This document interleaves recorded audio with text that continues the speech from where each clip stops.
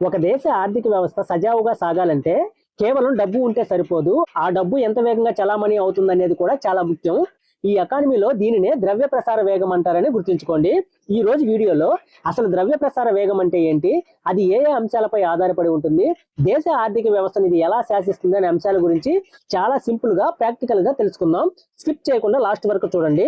ముందుగా దీని నిర్వచనం చూద్దాం. చూడండి, ఒక నిర్ణీత కాలంలో ఒక యూనిట్ ద్రవ్యం ఎన్నిసార్లు వస్తు సేవలు కొనడానికి చేతులు మారుతుందో తెలియజేసేదే ద్రవ్య ప్రసార వేగం అంటున్నారు. ఇక్కడ ఎగ్జాంపుల్ ఇచ్చే ప్రయత్నం చేస్తాను. చూడండి, మీ దగ్గర ఒక 500 రూపాయలు ఉందనుకుందాం. మనం ఈ 500 రూపాయల నోటు తీసుకుని మన కిరాణా షాప్ కి వెళ్ళి ఆ కిరాణా షాప్ లో 500 రూపాయలు విలువ చేసే వస్తువులు కొన్నామన్నమాట.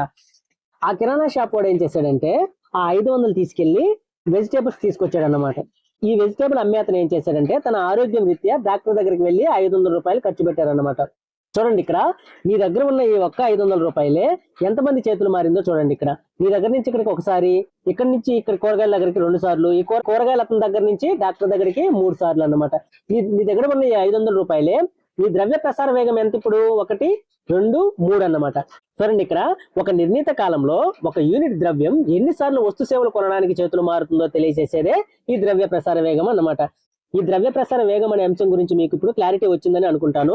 నెక్స్ట్ చూడండి, ఈ ద్రవ్య ప్రసార వేగం అనేది ఎప్పుడు ఒకేలా ఉండదనేది గుర్తుంచుకోండి. ఇది సమాజంలో జరిగే కొన్ని ముఖ్యమైన మార్పులు అంశాలపై ఆధారపడి ఉంటుంది. అవేంటో ఒక్కొక్కటిగా ఇక్కడ మీకు వివరించే ప్రయత్నం చేస్తాను. చూడండి, ముందుగా ఫస్ట్ పాయింట్ గా ద్రవ్య సప్లై చెప్తున్నాను. చూడండి, ఈ యారో పైకి ఉందంటే పెరిగిందని, ఈ యారో కిందకు ఉందంటే తగ్గిందని గుర్తుంచుకోండి. ఇది నా షార్ట్ నోట్స్ మీకు వివరించే ప్రయత్నం చేస్తున్నాను, గమనించండి. చూడండి, ఆర్థిక వ్యవస్థలో ద్రవ్య సప్లై పెరిగితే ప్రసార వేగం తగ్గుతుందని చెప్తున్నారు. ఇక్కడ నేను మీకు ఒక ఎగ్జాంపుల్ ఇచ్చే ప్రయత్నం చేస్తాను. చూడండి, మన ఊర్లో ఒక టీ షాప్ ఉందనుకున్నాం.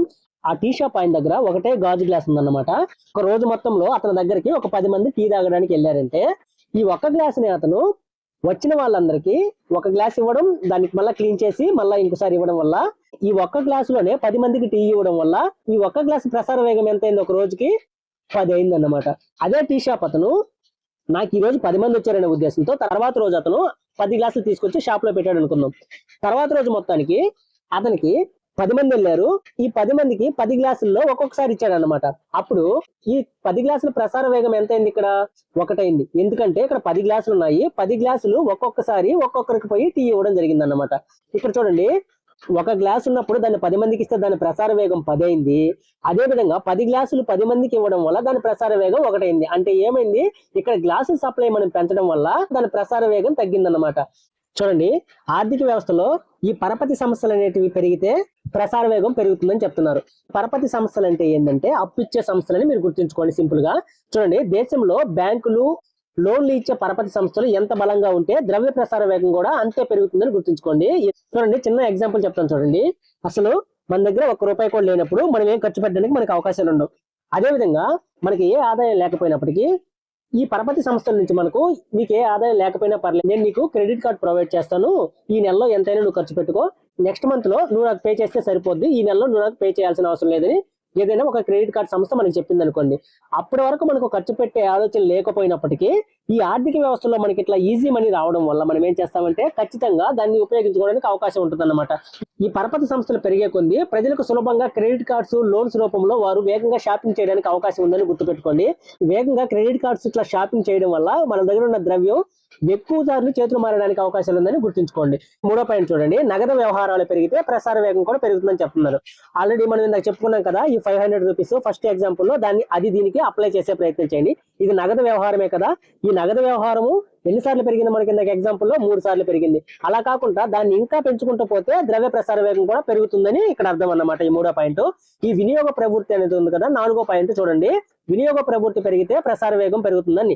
ఈ వినియోగ ప్రవృత్తి అనే పాయింట్ చెప్పే ప్రయత్నం చేస్తాను. చూడండి, ఎగ్జాంపుల్ చూడండి, ఒక రోజుకి మనకు ఒక 1000 రూపాయలు ఆదాయం వచ్చింది అనుకున్నాం. ఈ 1000 రూపాయలు మనం ఏం చేసామంటే ఒక 500 రూపాయలు నాకు ఈ రోజు ఖర్చుల రూపంలో నేను వినియోగించుకున్నాను అనమాట.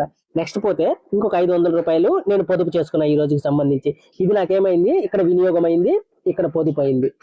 ఇక్కడ 500 నాకు వినియోగం అయింది, ఇక్కడ 500 పొదుపు అయింది కదా. చూడండి, నాకు వచ్చిన ఆదాయంలో నా వినియోగ ప్రవృత్తి ఎంత? ఇక్కడ 500 అన్నమాట. పొదుపుకు సంబంధించిన ప్రవృత్తి ఎంత? 500 అన్నమాట.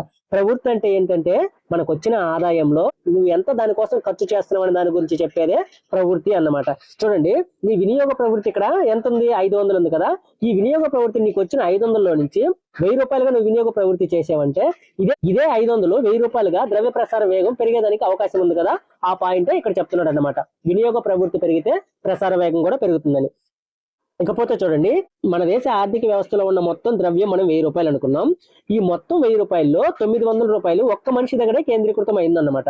ఆ ఒక్క మనిషి దగ్గరే కేంద్రీకృతం అయిన వల్ల మిగతా 99 మంది దగ్గర ఎంత ఉందనుకున్నాం, పోతే 100 రూపాయలు మిగతా 99 మంది దగ్గర కేంద్రీకృతం అయ్యింది.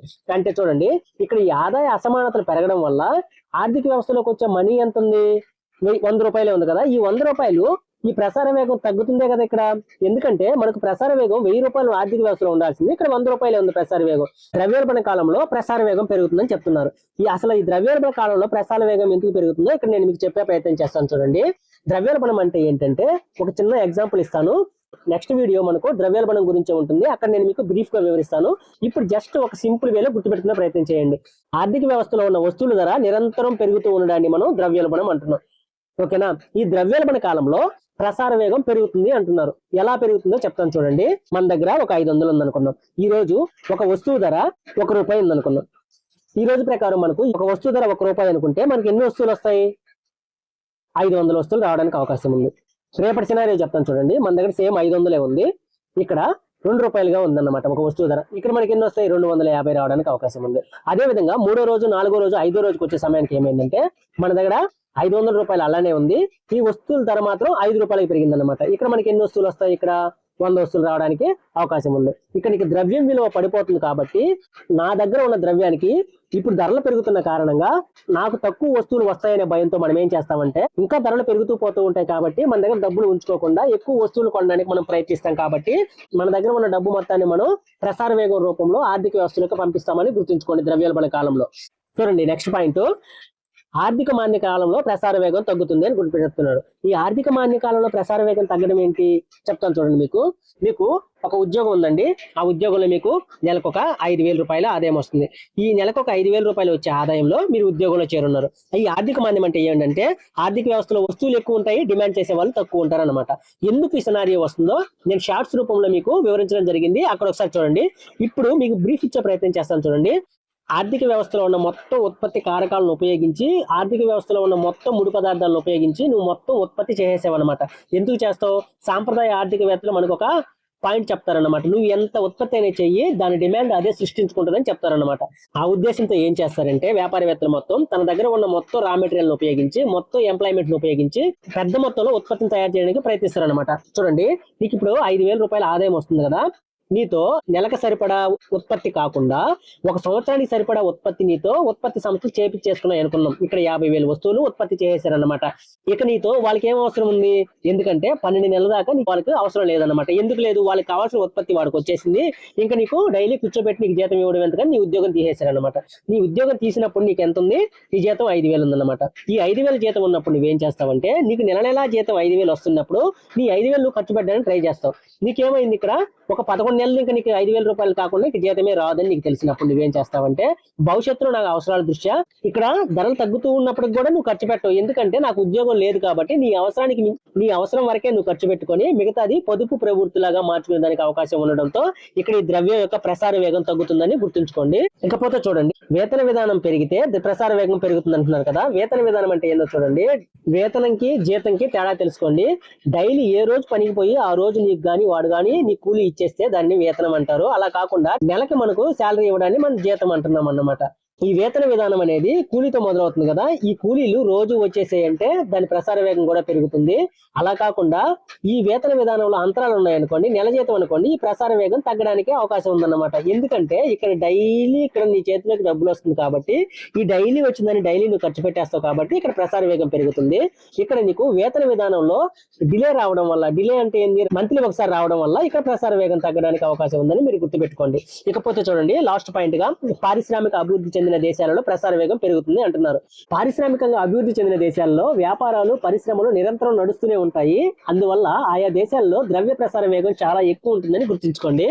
ఇకపోతే చూడండి, చివరిగా నేను ఇచ్చే కంక్లూజన్ ఏంటంటే ఒక దేశంలో కేవలం నోట్లు ప్రింట్ చేసి మార్కెట్లోకి వదిలితే సరిపోదు. ఆ డబ్బు ప్రజల మధ్య ఎంత వేగంగా తిరుగుతుంది అనేది కూడా చాలా ముఖ్యమైన విషయం అన్నమాట. ఈ ద్రవ్య ప్రసార వేగం ఎక్కువగా ఉంటే ఆ ఆర్థిక వ్యవస్థ చాలా యాక్టివ్ గా ఆరోగ్యంగా ఉందని అర్థం. అది తగ్గితే ఆర్థిక వ్యవస్థ మందగించిందని అర్థం. అందుకే మన ఆర్బీఐ లాంటి సెంట్రల్ బ్యాంకులు కేవలం మనీ సప్లైని మాత్రమే కాకుండా ఈ ప్రసార వేగాన్ని కూడా గమనిస్తూ తమ పాలసీలను మారుస్తూ ఉంటాయని మీరు గుర్తుంచుకోండి. చూడండి, ఇక్కడతో మనకు నెక్స్ట్ టాపిక్ అయినా ద్రవ్యోల్బణం చెప్పుకోవడానికి బేస్ ఏదైతే ఉందో ఆ బేస్ అంతా నేను మీకు ఇవ్వడం జరిగిందన్నమాట. ముందు వీడియోలో ద్రవ్య సప్లై కొలమానాలకు సంబంధించి, ఇక్కడ చూస్తే ద్రవ్య ప్రసార వేగానికి సంబంధించి ఈ రెండు వీడియోలు మీకు చెప్పడానికి ముఖ్య ఉద్దేశం ఏంటంటే ద్రవ్యోల్బణం టాపిక్ మనకు అర్థం అవ్వాలంటే ఈ రెండు టాపిక్లు అవసరమనే ఉద్దేశంతో నేను మీకు ముందు చెప్పడం జరిగింది. ఈ టాపిక్ కి సంబంధించిన నా షార్ట్ నోట్స్ మీకు పీడిఎఫ్ రూపంలో కావాలంటే మన టెలిగ్రామ్ ఛానల్లో పోస్ట్ చేస్తాను. అక్కడ మీరు డౌన్లోడ్ చేసుకునే ప్రయత్నం చేయండి. మన Telegram channel link comment box లో పోస్ట్ చేస్తాను. జాయిన్ అవ్వడానికి ప్రయత్నించండి. చూడండి, మీరు సింపుల్ గా గుర్తుపెట్టుకునే విధంగా ఈ 9 అంశాలకు సంబంధించి ఈ పట్టిక రూపంలో ఇవ్వడం జరిగింది. ఈ ఇమేజ్ ను కూడా నేను మన టెలిగ్రామ్ ఛానల్లో పోస్ట్ చేస్తాను. డౌన్లోడ్ చేసుకోవడానికి ప్రయత్నించండి. Thank you so much.